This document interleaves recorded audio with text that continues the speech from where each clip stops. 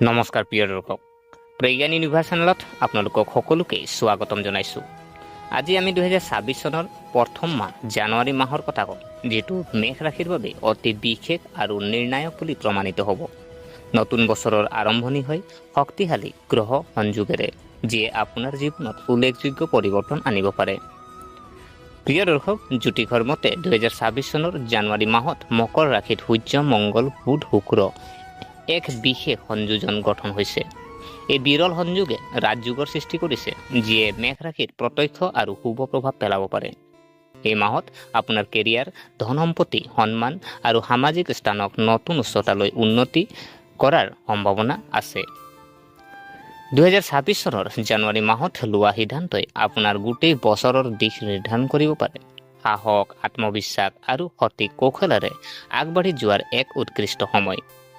গতিকে 2026 চনৰ জানুৱাৰী মাহটো মেষ ৰাশিৰ বাবে কেনেকুৱা হ'ব আৰু কোনবোৰ ক্ষেত্ৰত আপুনি বিশেষ সুবিধা লাভ কৰাৰ সম্ভাৱনা আছে, সেই বিষয়ে বিতংভাৱে আমি এই ভিডিঅ'ত আপোনালোকক অন্বেষণ কৰিম।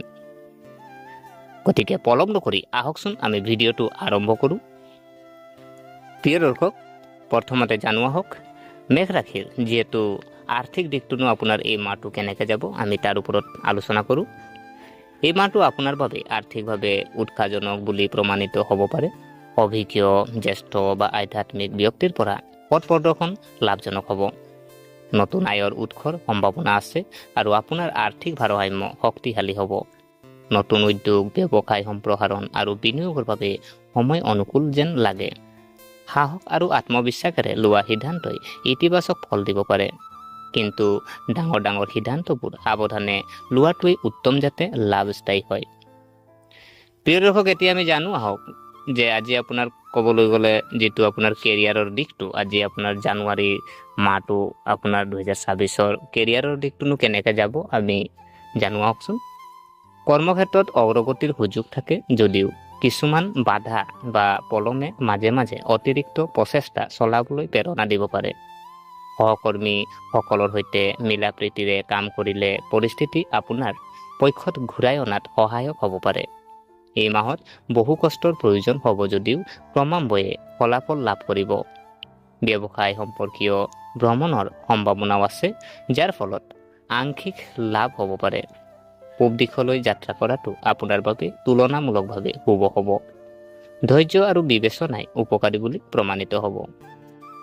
এতিয়া জানো আহক যে আপোনাৰ যিহেতু শিক্ষাৰ দিশটো, আজি আপোনাৰ যিসকল আমাৰ ছাত্ৰ ছাত্ৰী আছে তেখেতসকলৰ শিক্ষাৰ দিশটোতো আপোনাৰ জানুৱাৰী মাহটো কেনেকৈ যাব আমি জানো আহকচোন। এই মাহে আপোনাৰ বাবে শিক্ষা আৰু কেৰিয়াৰৰ ক্ষেত্ৰত ইতিবাচক লক্ষণ কঢ়িয়াই আনিছে। উচ্চ শিক্ষা গ্ৰহণ কৰা ছাত্ৰ ছাত্ৰীসকলে নতুন সুযোগ বিচাৰি পাব পাৰে। আকাংক্ষিত বিষয়ৰ প্ৰতি আগ্ৰহ বৃদ্ধি পাব আৰু অধ্যয়নত একাগ্ৰতা অক্ষত থাকিব। আইন, অভিযান্ত্ৰিক, চিকিৎসা, কাৰিকৰী ক্ষেত্ৰৰ ছাত্ৰ ছাত্ৰীয়ে ভাল ফলাফল লাভ কৰাৰ সম্ভাৱনা থাকে।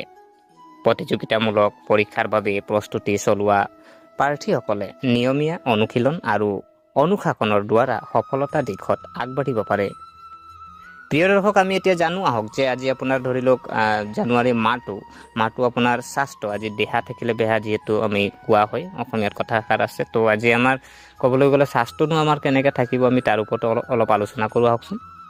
এই মাহত গ্ৰহৰ প্ৰান্তিকৰণ আপোনাৰ স্বাস্থ্যৰ বাবে বহুলাংশে অনুকূল। স্থায়ী জ্বৰ, খিংখিঙীয়া অৰ্থাৎ হোৱা সৰু সৰু সমস্যাৰ পৰা সকাহ পোৱাৰ স্পষ্ট লক্ষণ দেখা যায়।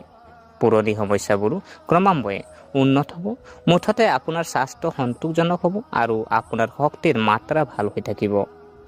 কিন্তু খৰখেদা বা অসাৱধানতাৰ ফলত সামান্য আঘাত বা দুৰ্ঘটনা হ'ব পাৰে। গতিকে গাড়ী চলোৱা আৰু দৈনন্দিন কাম কাজ সম্পাদন কৰাৰ সময়ত সাৱধানতা অৱলম্বন কৰাটো প্ৰয়োজনীয়। সংযম আৰু সতৰ্কতা অৱলম্বন কৰিলে যিকোনো নেতিবাচক পৰিস্থিতিৰ পৰা হাত সাৰিবলৈ সহায় কৰিব পাৰি। এতিয়া আমি জানো আহক যে আজি আপোনাৰ ধৰি লওক মেষ ৰাশিৰ জানুৱাৰী মাহটো পৰিয়ালৰ ক্ষেত্ৰত, পৰিয়ালৰ পাৰিবাৰিক দিশটোনো আপোনাৰ কেনেকৈ যাব। পাৰিবাৰিক জীৱন যদি চোৱা হয়, পাৰিবাৰিক জীৱন সাধাৰণতে সুষম হৈ থাকিব যদিও মাজে মাজে সৰু সৰু মতানৈক্যৰ সৃষ্টি হ'ব পাৰে। বৈবাহিক জীৱনত বিশ্বাস আৰু যোগাযোগ বজাই ৰাখিলে সম্পৰ্ক সুদৃঢ় হ'ব। ভাই ভনীৰ সৈতে মত বিৰোধ সম্ভৱ, কিন্তু বুজাবুজি আৰু সংযমৰ দ্বাৰা পৰিস্থিতি সহজে পৰিচালনা কৰিব পৰা যায়। আপোনাৰ সন্তানৰ প্ৰতি আপোনাৰ পথ প্ৰদৰ্শন আৰু মৰমে পৰিয়ালত ইতিবাচক পৰিৱেশ বজাই ৰাখিব। আপোনাৰ সন্তানৰ পৰা মিশ্ৰিত ফলাফল পাব। শিশুৰ শক্তি আৰু উৎসাহ থাকিব, যিটো চেনেল কৰিব লাগিব। অলপ অনুশাসন আৰু উৎসাহ দিলে তেওঁলোকে ভাল প্ৰদৰ্শন কৰিব পাৰে। অধ্যয়নসমূহ প্ৰথম অৱস্থাত গঢ় হ'ব পাৰে, কিন্তু অতিৰিক্ত নিৰ্দেশনা আৰু অনুশীলনৰ দ্বাৰা উন্নতি সম্ভৱ। প্ৰতিযোগিতামূলক পৰীক্ষাৰ বা উচ্চ শিক্ষা গ্ৰহণ কৰা ছাত্ৰ ছাত্ৰীসকলে ধৈৰ্য আৰু ধাৰাবাহিক প্ৰচেষ্টা বজাই ৰাখিব লাগিব, যিয়ে শেষত ইতিবাচক ফলাফল দিব। প্ৰিয় দৰ্শক, আমি যদি মেষ ৰাশিৰ আমি ভ্ৰমণৰ দিশটো যদি চাওঁ, ভ্ৰমণনো আপুনি যেনিবা ভ্ৰমণ কৰিব বিচাৰিছে, কেনেকেনো হ'ব জানুৱাৰী মাহটো। আজি যিহেতু জানুৱাৰী মাহটো নতুন বছৰ, আজি ভ্ৰমণ কৰে, বিভিন্ন জেগাত অহা যোৱা কৰে। তো আজি আপোনাৰ সেই দিশটো আমি জনাটো আমাৰ কাৰণে বহুতখিনি দৰকাৰ আছে। গতিকে প্ৰিয় দৰ্শক, যে যদি চোৱা হয়, এই মাহ ভ্ৰমণৰ বাবে শুভ আৰু ফলপ্ৰসূ হ'ব। যেনেকৈ ধৰি লওক শিক্ষা, প্ৰশিক্ষণ বা ব্যৱসায়ৰ সৈতে জড়িত ভ্ৰমণে, আপুনি শিক্ষাৰ ক্ষেত্ৰত ক'ৰবাত যদি গৈছে বা প্ৰশিক্ষণৰ কাৰণে ক'ৰবাত যদি গৈছে বা ব্যৱসায়ৰ কাৰণে ক'ৰবাত যদি গৈছে, ভ্ৰমণে আপোনাৰ বাবে নতুন সুযোগ মুকলি কৰিব পাৰে।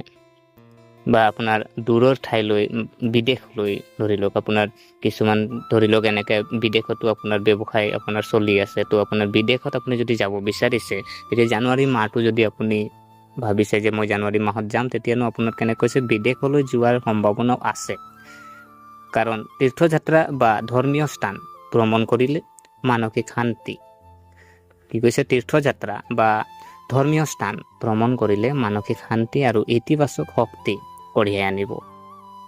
আৰু ব্যৱসায়িক ভ্ৰমণো উপকাৰী বুলি প্ৰমাণিত হ'ব। যদি আপুনি আপুনি ক'ৰবাত যাব বিচাৰিছে, আপোনাৰ ব্যৱসায়ৰ ভ্ৰমণো উপকাৰিত হ'ব। ৰেল বা পথেৰে আপুনি পথেৰে আৰু পূব দিশলৈ যাতায়াত বিশেষভাৱে শুভ হ'ব। আপুনি ৰেলত যদি ক'ৰবাত যায়, তেতিয়া আপোনাৰ কাৰণে শুভ। আৰু কোনোবা যদি আপুনি পথত আপুনি যাব বিচাৰিছে, তেতিয়া আপোনাৰ শুভ। আপোনাৰ এইটো আপোনাৰ ভ্ৰমণৰ ক্ষেত্ৰত শুভই দেখা গৈছে, যিহেতু আপোনাৰ জানুৱাৰী মাহটো। গতিকে প্ৰিয় দৰ্শক, এয়া আছিলে যিহেতু আপোনাৰ জানুৱাৰী মাহৰ মেষ ৰাশিৰ ফলাফল। গতিকে আশা কৰিছোঁ আপোনালোকে ভিডিঅ'টো চাই ভাল পালে। আৰু আগন্তুক আপোনাৰ যিহেতু আমি সাপ্তাহিক ৰাশিফলো আমি লৈ আহোঁ, তো বিশেষকৈ আমি সাপ্তাহিক ৰাশিফলো আমি আপোনালোকক দিওঁ, সেইকাৰণে আমি দীঘল নকৰোঁ। আজি যিহেতু আপোনাৰ এয়া আমি আলোচনা কৰিলোঁ মেষ ৰাশিৰ জানুৱাৰী মাহৰ ৰাশিৰ ফলাফল। গতিকে আশা কৰিছোঁ আপোনালোকে ভিডিঅ'টো চাই ভাল পালে।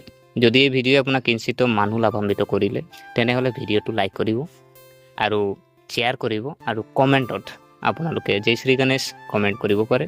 আৰু আমাৰ চেনেলটো যদিহে আপোনালোকে ছাবস্ক্ৰাইব কৰা নাই, অনুগ্ৰহ কৰি ছাবস্ক্ৰাইব কৰি আমাক উৎসাহিত কৰিব বুলি আশা থাকিলে, পুনৰ লগ পোৱাৰ প্ৰতিশ্ৰুতিৰে আজিলৈ আমি বিদায় মাগিলোঁ। ধন্যবাদ।